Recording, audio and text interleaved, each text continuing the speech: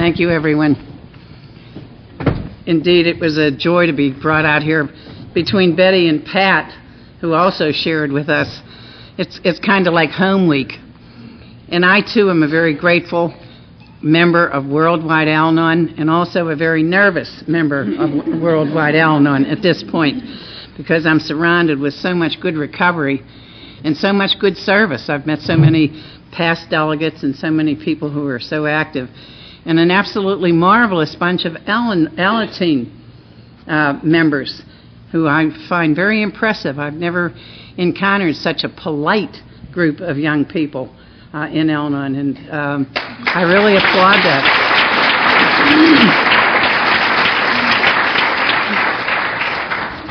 I can't believe I'm in Kansas.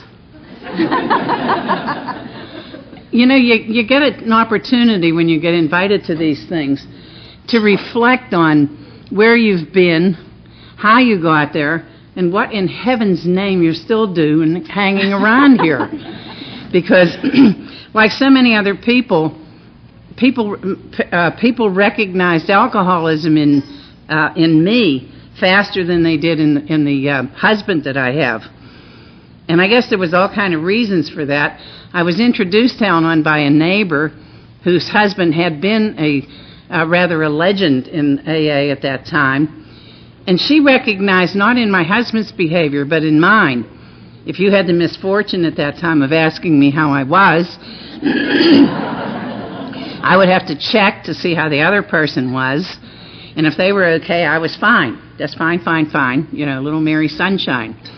If he was not so good, then I would tell you about my hair falling out, an itch that I had, and the worry I had about the price of wheat in China, which had nothing to do with reality or my reality. And the fact was, I really didn't know how I was, because in some kind of a progressive, slow way, I had become totally obsessed with another person's drinking. And I think the saddest part of alcoholism is the fact that it's so easy to see what it's doing to the other person and so impossible to see what it's doing to you. So that certainly was my case. So this neighbor, acquaintance, very gently, very kindly, suggested to me that there was something I might be interested in, and though she herself was not an active member, she had a friend, and I think for the good of the neighborhood, she was suggesting that I might consider going to this place.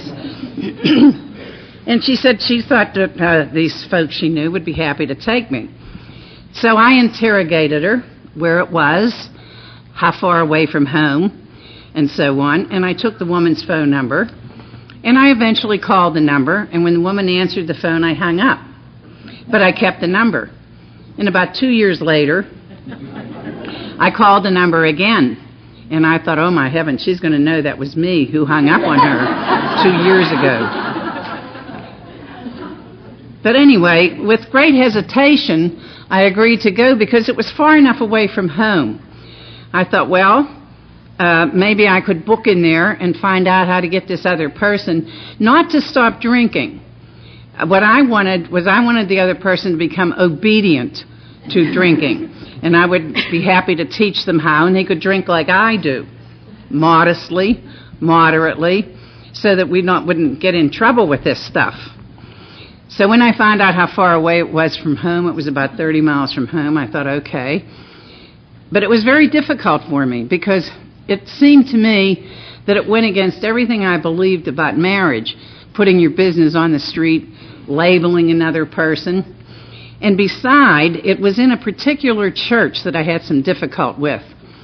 I grew up in an Irish Catholic home, and I guess out here in Kansas you may not be aware of the fact, but the Irish, both parents were immigrants. They have a few prejudices. There are certain churches you didn't go into. There were certain people you don't like. There were certain people who were never going to get in heaven. There was all sorts of things that my dear father would constantly tell us about whenever he was drinking. He was talking about somebody by the name of Henry VIII. I had no idea who that guy was. I thought he was a relative because he was discussed so often in our home. And this happened to be the church where this meeting was. And I thought, oh, man, I got to be careful here. The other thing, too, I had gone to a lot of trouble to avoid repeating the kind of home that I was brought up in. Because as a kid, I didn't reason out that we lived funny because of the drinking. I lived in a mill town. Everybody drank. It was a shot and a beer town. If you didn't drink, you were kind of suspect. I reasoned out that we lived funny because we were Irish. And I made a commitment to myself that I wasn't going to repeat the kind of home that I was growing up in. Therefore, I would never marry an Irishman. So I went out, and I found myself a very nice Polish gentleman whose last name ended with a ski. I went into his house, and I discovered that they never entertained the neighbors. They never had police at the door. They put clothes in bureau drawers. We didn't have time for that nonsense. We were busy with this Henry VIII and all the other things that we had to be discussing in our home. And anyway, this meeting was in that kind of church, and I thought, oh, man, you know, well, maybe I could just book in there carefully. Who'd be the wiser? I'll find out how to get this under control before it gets out of control. And no one will know. So off I went. And the dear God that I believe in has a marvelous way of teaching me humility right from the get-go. It was a great big AA meeting that you had to go through to get to the Al-Anon room, which was up on the 3rd or 4th floor. We always got glorious rooms. Anyway, they had greeters at the door.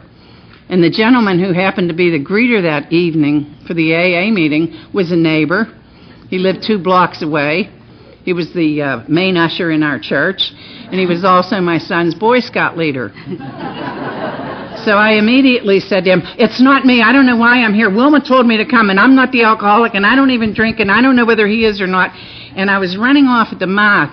You know, Dan never spoke. He just stepped back, and he pointed to a pair of steps. Never said a word. Didn't inquire as to why I was there. And the entire time I walked across the long floor, I was still talking and explaining why I was there. And up I went to this room, horrified that I had run into an acquaintance. And anyway, in the room, and I hear so many people say when they come to Al-Anon, gee, I walked in that room and I knew I was home. I just felt so wonderful. Boy, not me. There's old women there. They had white hair. I thought, oh, my God. They were old, and they were talking about serenity. Serenity. I was thinking about sex. They're talking about serenity. I thought, that's great for them. They're old. You know, and they were heavy, and they sat like this. They were big, you know, and, oh, dear. They were, you know, as I later realized, they were the good early wives of the AA members who were, you know, not quite attuned to what Al-Anon was. On the other side of the room, there was a little nucleus of members who were just beginning to know what Al-Anon was and were trying to get it going. Then they had all kind of funny things hanging around, signs. Easy does it. Let go and let God. And they were busy talking about God, and I thought, gee, you know, they're old and they're just learning about God now. I mean, I learned about that in the 2nd grade, and, you know, what have I gotten into? My father was right. This is terrible. And I thought, what a bunch of pious piffle this has turned out to be. Then worse than that, they were talking about something about insanity. And I'm sitting there thinking, man, first you have to declare that you're nuts. Then you have to do something with some kind of steps and all this other stuff. Then you're sober. Then you're sane. Then you have to get a sponsor and be telling them all your business. I thought, oh, man, you know, what have I gotten myself into? But I sensed something. And unbeknown to me, that group was in the midst of a great stress or conflict or whatever, because there were those 2 groups. When the one side of the room, this side, would hear the AA people downstairs clapping, indicating the meeting was over, they would jump to their feet and they would say, we've got to get down there and make the hot dogs for the men. And the other side of the room said, if you want to get down and make the hot dogs, go ahead down and make the hot dogs. We're going to sit here and fellowship. And, you know, and I'm sitting there, you know, oblivious to all of this, just wondering when are they going to get around to telling me how you get somebody to drink obediently. So, and I would smile nicely and be very polite, and as they'd be sharing about some of the things they were living with, I would think, man, they're so strange. No wonder their husbands drink, I would think. They're sitting around talking about all this, this nonsense. But something compelled me to go back a few times. And again, I can see, looking back, I can see that already my higher power was already taking care of me. That meeting only lasted a few short weeks after that and moved on to another location because there became such a tension between the two groups that when people would arrive to come to the Al-Anon meeting, the side who was threatened by, this new way of thinking would stand at the bottom of those steps and tell people, don't go up there because those women will ruin your marriage. That was kind of their, where they were at that time. So they moved on, and that meeting is still in existence. But something compelled me to keep going back. I didn't know what it was, and I certainly had no intention of making a vocation, out of this business. I thought I'd just have to hang around long enough until they start telling me. And they were very patronizing. That was another thing that annoyed me. They would kind of pat you on the head when you'd throw out some problem that you wanted them to solve. Why don't you just keep coming back? Why don't you just take that piece of literature over there? Why don't you just, bring some cookies next week? And I'm thinking, cookies? I don't have time for this nonsense. Then they would say things like, well, do you have a car? Yeah.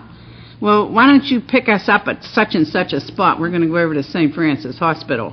And I thought, that's the mental hospital. What are you going to be going there for? We're going to be talking to some people. And I thought, oh, they are crazy. They're going to be talking to mental people. Oh, Lord. But a funny thing started happening to me. The thing that I was looking for in the other person was starting to become part of me. I was starting to become obedient to something I didn't understand, I didn't believe in, it made no sense to me, but I couldn't say no because I was sensing something. And I guess what looking back, as a matter of fact, I only know about myself in retrospect.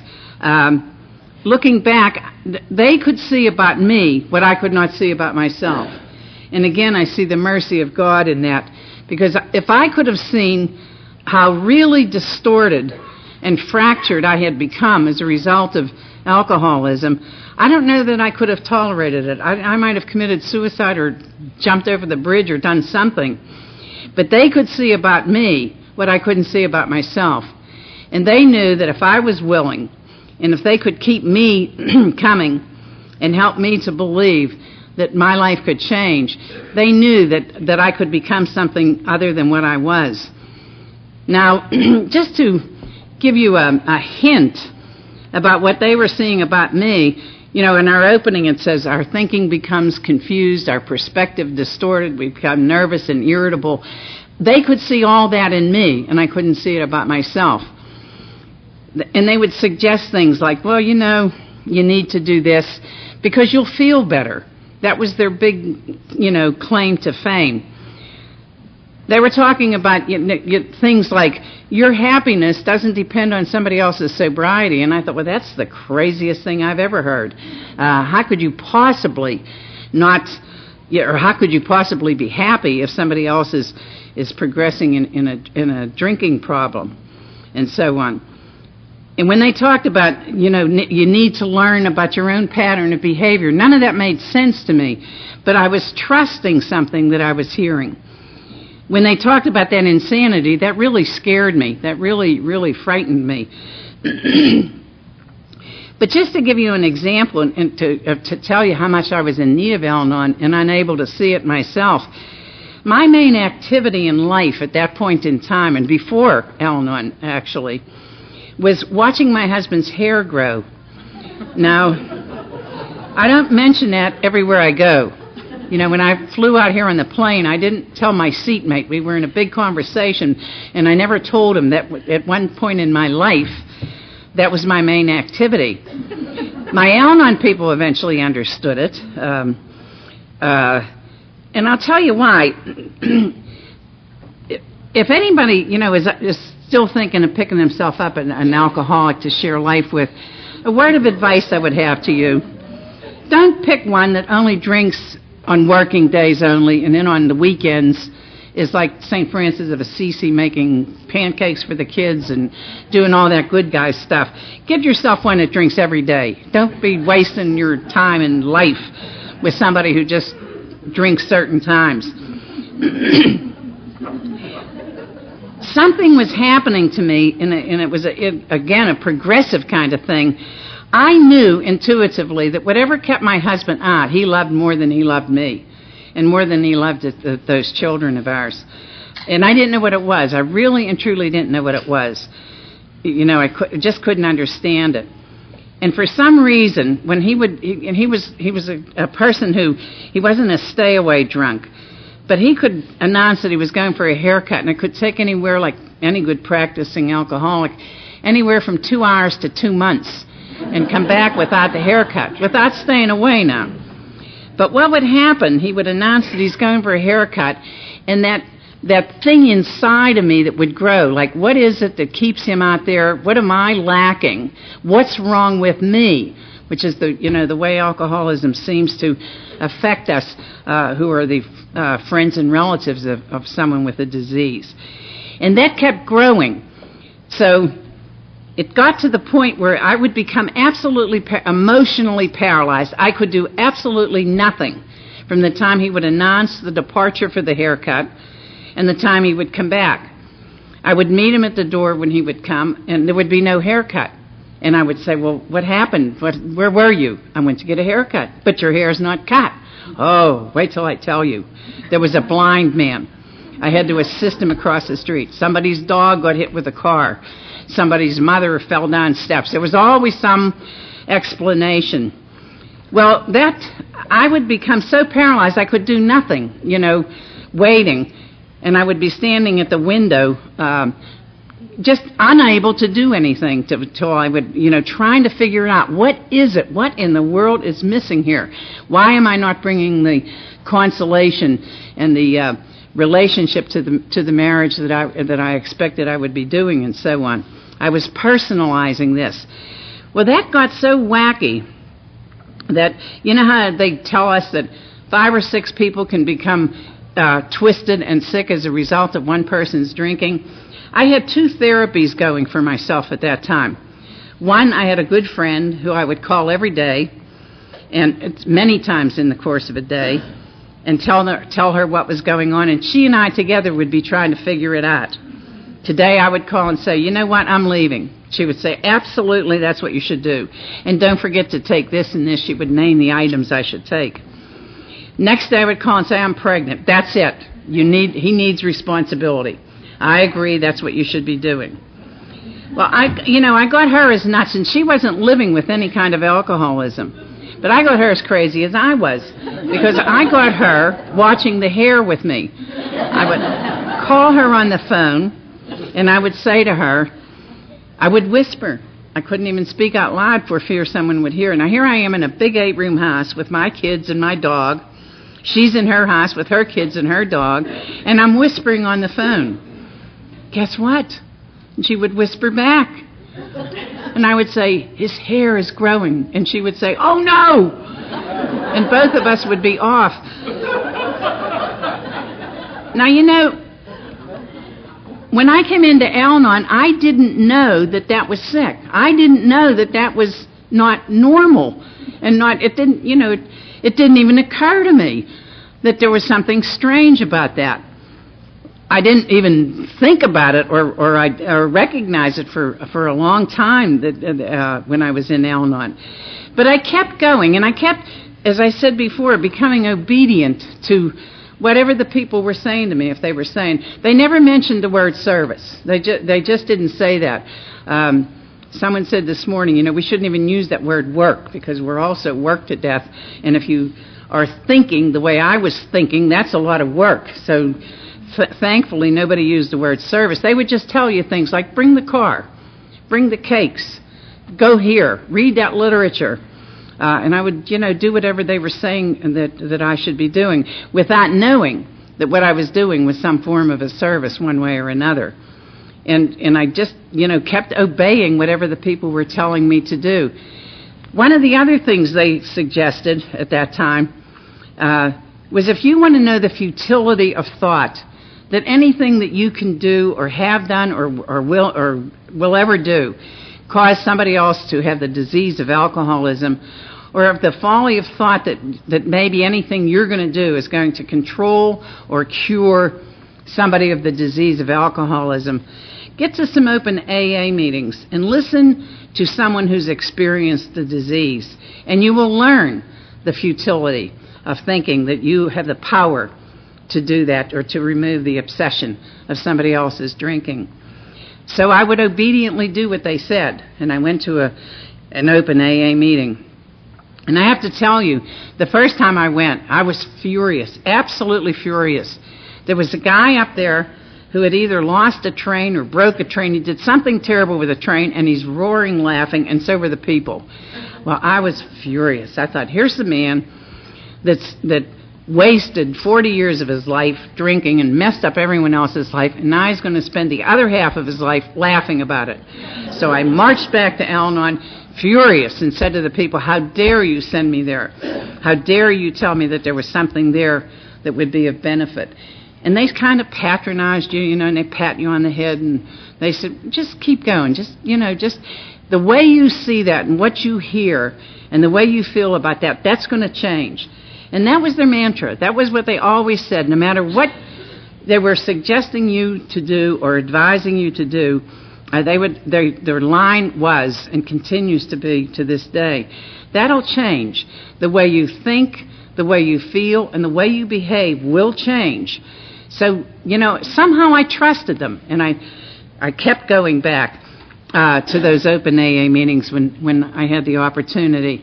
And eventually what I heard from the recovering alcoholics that I was experiencing was that if alcohol wasn't running their life, if alcohol wasn't in control of their life and running their life, they would beg us to save ourselves. And that was the message that I started to hear. And that was a time or a message that almost completely changed everything that I viewed about Al-Anon. I think it was at that point that I really knew this indeed is a program for my recovery. If somebody else gets sober as a result of it, that's a second reward. But fundamentally, the Al-Anon program is a program that will assist me in recovering and being able to live a useful and a normal life. And it was that point where some kind of a change without even knowing. And the whole idea then of doing the things that the people were saying to do that I would now identify as service started to make some kind of sense. And lots of funny things happen to you. You're doing those things, and as I look back and see it today, we were most anxious at that time to get Al-Anon well known in the city because it was just really coming alive.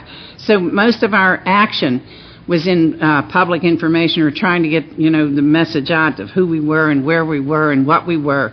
And when I think about it, and even the things you do on a group level, some of the most unbelievable part of this whole fellowship, both sides, you don't even have to get well, and other people get well as a result of the things you do. You don't have to get well, totally well, for other people to recover, because just the obedience to the unenforceable thing that we do, other people, often, including ourselves, we all get better as a result of it. Maybe, I think I was in Al-Anon about 10 years. That one of the things that came to my mind as I was thinking about this today, I must have been in about 10 years. And my husband is Polish, as I sort of mentioned before. And I was always trying to make him happy, always trying to make him happy. If I do this, he'll be happy. I thought that was my commitment to life. You make everybody happy. So I used to go to a beauty shop in some woman's home, and there was a lot of Polish people there, and one woman in particular used to make Easter bread. very expensive and very nice, wonderful Easter bread. And I thought, gee, I'm going to get that. He likes that. I'll order it. It was expensive. It was about $20, which was a lot of money. And anyhow, that will make him happy. So I get the Easter bread and I come home with it around Easter time. And I think he's going to be so thrilled. So he said to me, where did you get that? And I said, I bought it at the beauty shop. You bought bread in the beauty shop. There'll be hair in it and there'll be perfume on it. And he went into a fit. Well, 10 years in Al-Anon, I went into the living room in such a rage. I tore the bread in a million pieces and stomped on it for spite. And then I went out that night to speak at a workshop on the first step and told everybody to come to these meetings so you could become well like me. But you know, a funny thing, in spite of all that, people kept getting well, and they would ask you to come to meetings and speak, and you were still not too swift. I think I reacted to the drinking early on, and I recognized, today, and recognized over the years that most of the reason that I was reacting the way so early on, long before the drinking became a very serious problem. And I'm sure it was because of the background, that the effect of what I grew up with, which was really very, very devastating. I'm sure that I was reacting early on. So I was in Al-Anon a long time before alcohol proved to my husband that he had trouble with alcohol. All the things I had done and continue to try to do weren't proving anything. All that was happening was I was making myself more twisted and also injuring my children in a million different kind of ways. So eventually, when I learned that virtue of detachment in the truest sense of the word, only then did alcohol prove to him that he needed to do something about his drinking, which he did at some point. But anyway, I kept doing those things, and as I said before, I had no intention of making a vocation out of this, but I kept being there, and strange things happen to you. After you're in for a certain period of time, they ask you to do the darndest things, like come to Kansas and tell the rest of the world how crazy. Do you think that you should be going across states to come and tell people that you were nuts at one point in your life? I mean, here I am, 90% of my life I'm trying to pass myself off as a normal human being who does normal things like vote on election day and, take up causes and do all kind of other things. And then I come and want to share with you how strange. But this Al-Anon thing, it's an interesting thing. Pretty soon you keep on coming, and you got to be careful because they'll get you in trouble. They introduce you to this or reintroduce me to this God of mine in a new way. I always was trying to change God's mind. I thought that's what prayer was. That I would tell him.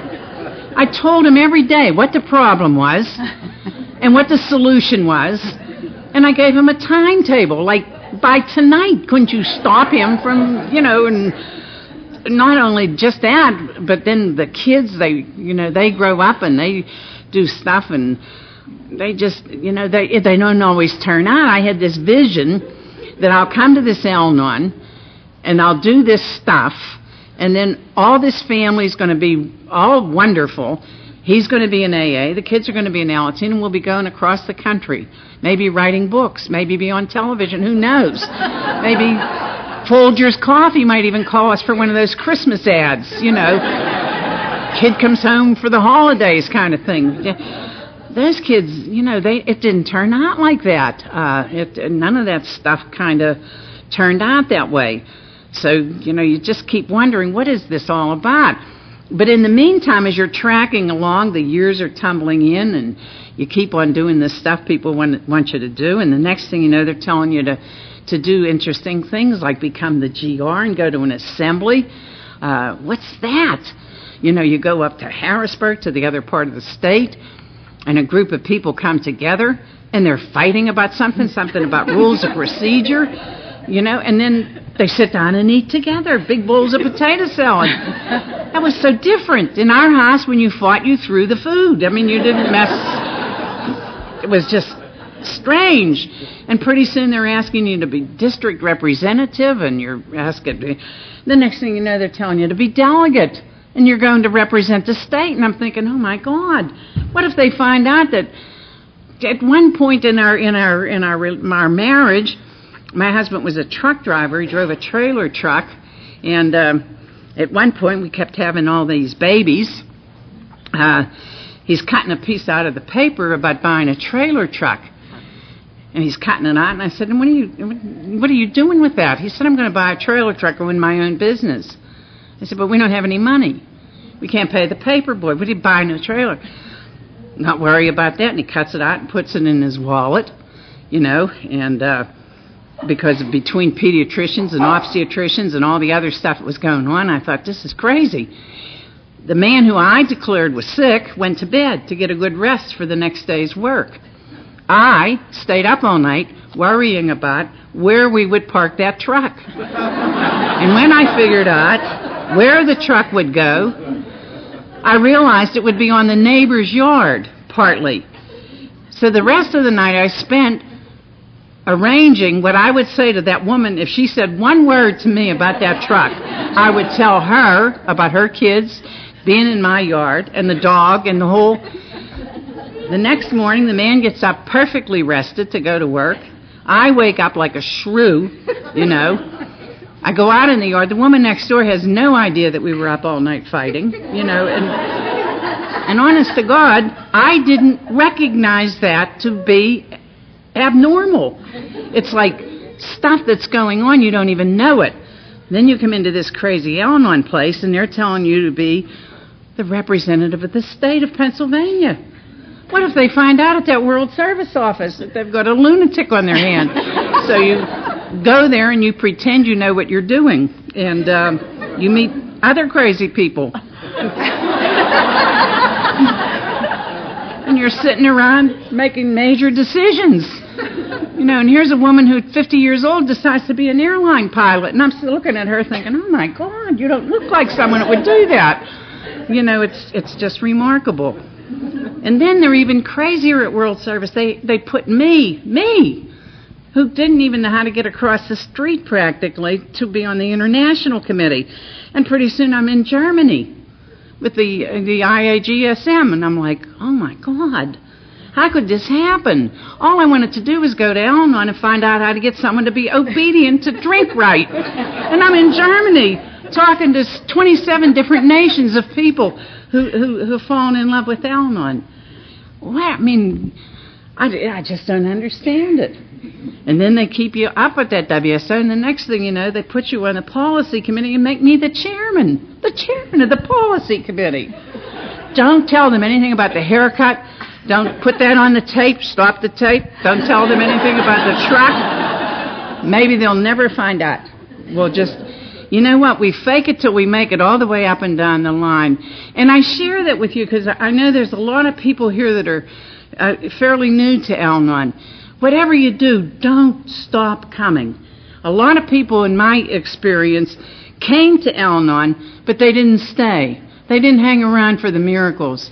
I'm telling you, I know that the last thing in the world I expected to see when I went into that bad church, okay, and especially when I went to AA, the last thing I ever expected to see were miracles. I expected to see a lot of strange people, but not miracles. And I've never stopped seeing anything but miracles in all these years. All those kids grew up working on programs of their own. They do strange things. I'm pretty sure I told them when they were growing up I'd become a mother-in-law first and then a grandmother. But that message got distorted some way. I don't know. I think someone else told them other bad stuff. It wasn't what they learned at home. But, different little things happen. We're caught in all the things of today's society. The toughest part of recovery for me has been recognizing and acknowledging the damage that I did to my own children. When I think about that haircut business, I can remember one incident with my oldest little boy. I was standing at the window, as I said to you, paralyzed, unable to do anything, wringing my hands and crying, and my son came over and he said to me, "Mommy, what's wrong with you? Why are you crying?" I said, "Get away from me. Don't you see how busy I am? I'm waiting for your dad to come home from his haircut." And he tiptoes up, looks out the window, and he said, "He hasn't left yet. He hadn't gotten into the car." And already it would started. But when I think of all the part of me that belonged to them, and all the part of me that belonged to my community and my church and society, all was being sucked into alcohol, and I didn't even know it. But the toughest thing in recovery was acknowledging and recognizing the hurt and the damage that I did to those kids without wanting to. The consolation I have, and what I learned here in Al-Anon, was it is not my job to repair any of those mistakes in judgment. I don't have that power. I do not have the power to do that. But the God I believe in certainly does. And the first 3 steps tell me over and over that He can, I can't, and why don't I let Him? And with that, that relieves me of feeling that self-serving, self-centered guilt that you're so easy to, or I'm so easy to take upon myself. It's my job to amend, which means to change. And amend to me simply means to change. I certainly don't do the same things with them or with their children that I was doing. The preoccupation that I had is not present there, and the obsession of the other person's behavior. Because during their formative years, the very first thought that would be on my mind in the morning would be, why did he drink last night? What did I do wrong? What's this happening here? What's the outside interest? And I'd be going through like a robot through the functions of taking care of those children, but my mind racing around. My head and my feet were never in the same place at the same time, which, cheated them out of so much.